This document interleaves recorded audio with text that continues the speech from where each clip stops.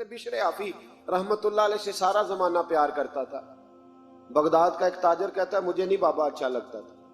ہمارا اپنا اپنا ذہن ہے نا, ہم کہتے ہیں میں نے جدھر ساری دنیا جا رہی ہے وہاں نہیں جانا. کہتے ہیں کہ وہ بابا مجھے نہیں اچھا لگتا تھا, حالانکہ سارا بغداد عزت کرتا. کیوں نہیں اچھا لگتا تھا؟ کہتے ہیں اس لیے کہ بابا نہ صرف فرض مسجد میں پڑھتا تھا, باقی نماز گھر جا. تو میں کہتا تھا اتنا ولی ہے تو باقی بھی مسجد میں پڑھے. کہتے ایک دن میں نے کہا جسوسی کرنی ہے اس کی, جو کہ اسلام میں منع ہے. کہتے حضرت بشر حافی رحمت اللہ علیہ نے جمعے کے فرض پڑھے, فرض پڑھ کے نکل گئے دوڑ کے.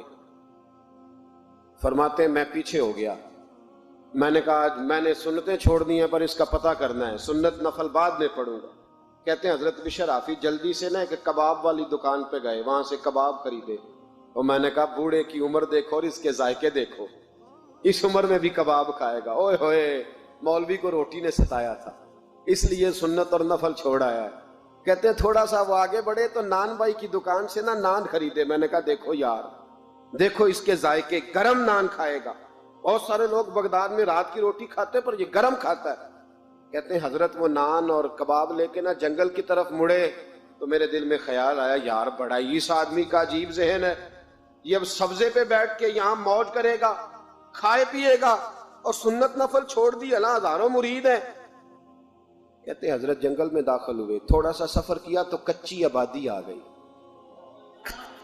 کچی آبادی, ایک کچے مکان کی ٹوٹا ہوا دروازہ, باہر سے کنڈی لگی.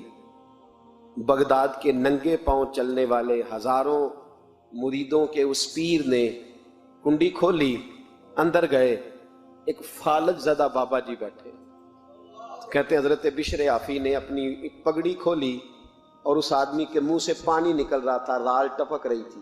کہتے پہلے اپنی پگڑی سے منہ صاف کیا, پھر پیالے سے پانی ڈال کے منہ دھویا, پھر حضرت اس کے ٹانگوں پہ کپڑا ڈال کے روٹی کا لقمہ توڑ کے اس کے منہ میں ڈال کے کہنے لگے بابا ناراض نہ ہونا, جمعے والے دن مجھے دیر ہو جاتی ہے, ابھی تو میں نے سنت اور نفل بھی پڑھنے ہیں, ناراض نہ ہونا مجھے دیر ہو جاتی ہے.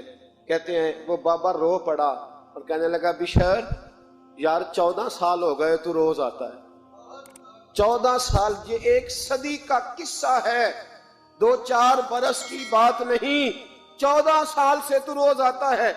میں پتہ نہیں کب تک لاش بنے پڑا رہوں گا, تو کب تک آئے گا؟ حضرت بشر حافی نے بابے کے آنسو پوچھ کے کہا بابا فکر نہ کر, آج کے بعد یہ جملہ نہ کہنا کہ تو میرے لیے بوجھ ہے. فرمایا لوگ سمجھتے ہیں کہ میں نے عبادت کر کے مقام پایا ہے, لوگ سمجھتے ہیں میں نوافل زیادہ پڑھتا ہوں, دنیا جانتی ہے کہ میری رات کی تسبیح زیادہ مضبوط ہے, پر میں ان میں سے کوئی بات بھی نہیں. میں تو تیری نوکری کرتا ہوں تو اللہ نے میری عزتوں میں اضافہ فرما دیا ہے. سوچ ہی صاف نہیں, نظریہ ہی ٹھیک نہیں, فکر ہی ٹھیک نہیں. اسلام نظریے کا مذہب ہے, سوچ کا. مسند امام احمد بن حنبل کی حدیث سنی. حضرت انس بن مالک فرماتے ہیں جب انسان نے روزہ رکھا ہوتا ہے نا تو روح ویسے ہی پاک ہوتی ہے اس کی. میں نے یہ سوچا کہ کچھ باتیں ایسی کی جائیں جس سے تھوڑی سی سوچیں بھی تبدیل ہو, کچھ سوچوں کا وضو, سوچوں کا غسل, افکار و نظریات کی بھی بات ہو. ہم سمجھتے ہیں کہ شاید کثرت عبادت اصل ہے. اقبال کہتے ہیں یہ ذکر نیم شبی, یہ مراقبے, یہ سرور, تیری خودی کے اگر نگہباں نہیں تو پھر کچھ بھی نہیں. تیری خودی کے اگر, اور پھر عام چیز نہیں کہا یہ ذکر نیم شبی, سویرے شہری کا ذکر, یہ مراقبہ, یہ جو تو گھنٹوں اللہ کی یاد میں بیٹھا رہتا ہے, یہ سرور. کہتے بے کیف عبادت نہیں, سرور والی. یہ ذکر نیم شبی, یہ مراقبے, یہ سرور, تیری خودی کے اگر نگہباں نہیں, اگر تیرے نظریے کو نہیں بدل سکے, تیری سوچ نہیں بدل سکے, تیرا ایمان مضبوط نہیں کر سکے, تیری خودی کے اگر نگہباں نہیں تو پھر کچھ بھی نہیں. اور خرد نے کہہ بھی دیا لا الہ الا اللہ تو کیا حاصل, دل و نگاہ, دل و نگاہ, دل و نگاہ اگر مسلمان نہیں تو پھر کچھ بھی نہیں. دل و نگاہ. اقبال کہتے ہیں ایک دل کا کلمہ پڑھ, دوسرا نظر کا کلمہ پڑھ, ان پہ پابندی لگا.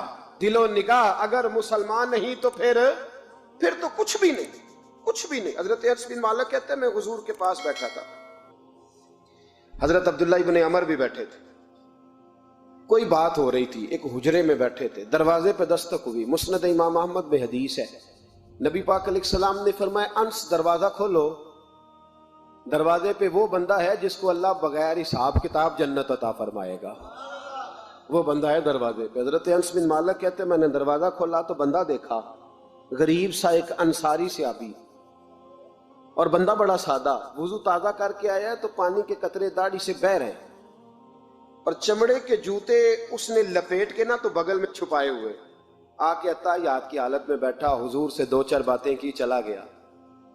ہم اس کا رنگ دیکھتے رہے اور مصطفیٰ کا کرم دیکھتے رہے۔ اس کو حضور نے جنتی کہا ہے۔ کہتے ہیں اگلے دن اسی ٹائم اسی وقت ہم حضور کے پاس بیٹھے تھے، پھر دروازے پہ دستک ہوئی، حضور نے فرمایا دروازہ کھولو، دروازے پہ وہ بندہ ہے جسے اللہ بغیر حساب کتاب جنت عطا فرمائے گا، بغیر حساب۔ کہتے ہیں دروازہ کھولا، اور جیسے ہی میری نظر پڑی، بندہ بھی وہی ہے جو کل آیا تھا، اور انداز بھی وہی ہے جو کل تھا، اسی طرح پانی کے قطرے، اسی طرح جوتے بغل میں، السلام علیکم، کل حضور فلاں بات کی تفصیل پوچھنی مجھ سے رہ گئی تھی، غلطی ہوگی، دوبارہ آیا ہو۔ اس نے اپنی گفتگو کی، چند جملوں میں بات سمیٹی، چلا گیا۔ فرماتے ہیں اتفاق کی بات کہ دن تیسرا، بندے بھی ہم دونوں، میں اور عبداللہ ابن عمر، حضرت انس بن مالک کہتے ہیں دونوں بیٹھے تھے، سیم ٹائم سیم ڈے۔ پھر دستک ہوئی، حضور نے فرمایا دروازہ کھولو، اور مسکرا کے فرمایا دروازے پہ وہ بندہ ہے جسے اللہ بغیر حساب کتاب جنت عطا فرمائے گا۔ کہتے ہیں کھل اٹھے ہمارے چہرے، باہر گئے، دستک ہوئی تھی، دروازہ کھولا۔ فرماتے مجھے یقین تھا وہی ہوگا جو 2 دن پہلے آیا تھا، اور میرے یقین کے مطابق ہی کام ہوا، وہی بندہ تھا جو کل بھی تھا، جو پرسوں بھی تھا، حالت اور کیفیت اور انداز بھی وہی تھا۔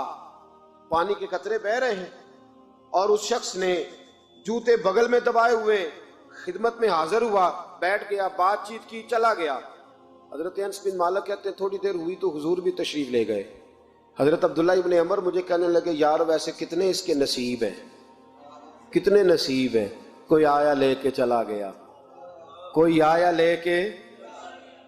لے کے چلا گیا، کوئی عمر بھر بھی نہ پا سکا، میرے مولا تجھ سے گلہ نہیں، یہ تو اپنا اپنا نصیب ہے، یہ تو اپنا اپنا، اور نہ کسی کے حال پہ طنز کر، نہ کسی کے غم کا مذاق اڑا، وہ جسے چاہے جیسے نواز دے، یہ مزاج لطف رسول ہے صلی اللہ تعالی علیہ وسلم۔ کہتے ہیں ہم لوگ گفتگو کرنے لگے، عبداللہ ابن عمر مجھ سے کہنے لگے یار ویسے پتہ کرنا چاہیے یہ کون سا عمل کرتا ہے، پتہ کرنا، ایسے ہم نہیں پتہ کرتے کہ یہ بندہ بڑا چمک گیا، پتہ کرو کون سا کاروبار کرتا ہے، ذرا اس کی جاسوسی تو کرو۔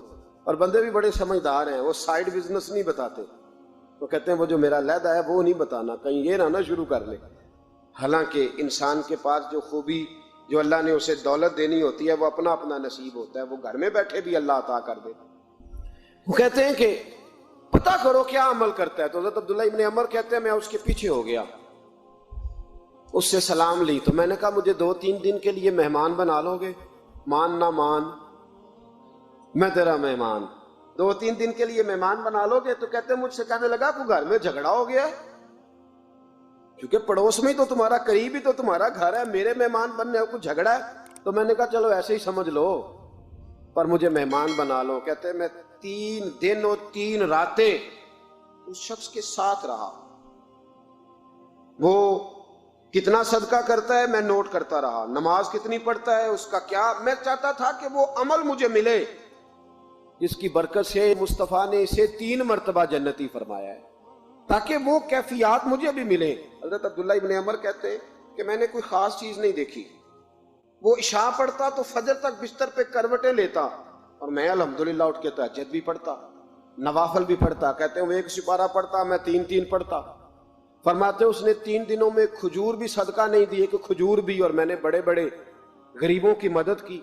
میں کہنے لگا کہ عمل تو میرا زیادہ ہے اس سے، پھر خوبی کیا ہے؟ خاص توجہ کرنا، اسلام اور دین کا جو فکری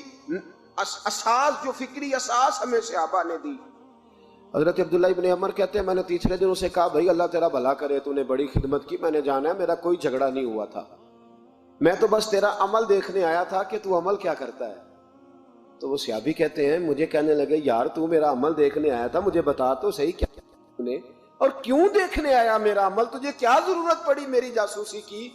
تو کہتے ہیں مجھ سے جب اس نے سوال کیا تو میں نے اس کو کہا بھائی تو 3 دن آیا ہے نا ہم بیٹھے ہوئے تھے؟ کہا ہاں میں آتا رہا ہوں۔ کہا 3 دن نبی پاک نے فرمایا اللہ تجھے بغیر حساب کتاب جنت عطا فرمائے گا۔ تو میں چاہتا تھا کہ میں ذرا جاسوسی کروں، ذرا دیکھوں، کھوج لگاؤں کون سا ایسا عمل ہے، آپ بھی ذرا دھیان دیجئے گا، کون سا ایسا عمل ہے؟ حالانکہ تو عشاء پڑھتا ہے اور اٹھ کے فجر پڑھتا ہے، میں تہجد بھی پڑھتا ہوں، تیرا سپارہ 1 ہے میرے 3 ہے، کون سا ایسا عمل ہے جس کے سبب تجھے جنت ملے گی؟ کہتے ہیں وہ صحابی کہنے لگے یار کوئی ایسا عمل نہیں، کوئی شے نہیں، میں اس قابل ہی نہیں، من آنم کے من دانم، جو میں ہوں مجھے پتا ہے۔ کہا پھر کوئی بات تو ہوگی، تیری مہربانی بتا دے، میں نے 3 دن 3 راتیں محنت کی ہیں، بتا دے۔ کہتے وہ کہنے لگے اگر تجھے بتاؤں نا تو پھر سن، میں جب رات کو سوتا ہوں تو اپنے دل پہ نظر ڈالتا ہوں، اور سویرے جب اٹھتا ہوں تو پھر اپنے دل پہ نظر ڈالتا ہوں، موبائل پہ نہیں، کنجی پہ نہیں کہ چابیاں کدھر ہیں، بٹوے پہ نہیں، میں رات کو سوتے ہوئے بھی اپنے دل پہ نظر ڈالتا ہوں، سویرے اٹھتے ہوئے بھی میں سب سے پہلے اپنے دل پہ نظر ڈالتا ہوں۔ فرماتے ہیں الحمدللہ میرے دل میں کسی کا حسد نہیں ہے، کسی کے بارے میں کوئی کینہ نہیں ہے، کوئی کسی کے بارے میں میل نہیں، میں اللہ کے ہر بندے کے بارے میں سوچ، نظریہ، فکر اچھی رکھتا ہوں۔ اور فرمایا میں تیرے بارے میں بھی عبداللہ یہی سوچتا ہوں کہ تو مجھ سے زیادہ نیک ہے۔ الحمدللہ اس وقت بھی میرا ذہن یہ ہے کہ انس بن مالک مجھ سے زیادہ پرہیزگار ہے، اس وقت بھی میری سوچ یہ ہے کہ محبوب کے سب صحابہ میں سب سے کمزور میں ہی ہوں۔ نبی عبداللہ ابن عمر کہتے ہیں میں نے اس کا ہاتھ چوما، میں نے کہا سمجھ آ گئی ہے، تیرا نظریہ، تیری سوچ پکی اور سچی مسلمان ہے، تو دل اور روح کا مسلمان ہے، تو نظر اور روح کا مسلمان ہے۔ یہ سبب ہے کہ اللہ کے رسول نے زمین پر چلتے ہوئے بھی تجھے 3 دفعہ جنت کی بشارت عطا فرما دی۔